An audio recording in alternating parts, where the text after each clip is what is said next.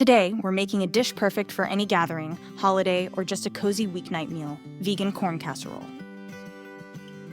This dish is creamy, savory, and completely plant-based. And the best part, it's super easy to throw together. First, we're going to make a flax egg where we combine about 2.5 tablespoons of water with 1 tablespoon of flaxseed meal. This is going to help bond the casserole just a bit.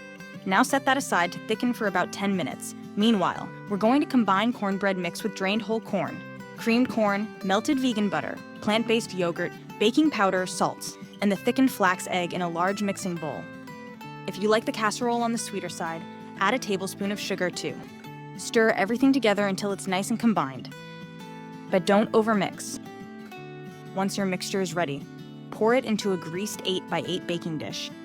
Pop this into a preheated oven at 350 degrees Fahrenheit or 175 degrees Celsius and let it bake for about 50 to 55 minutes.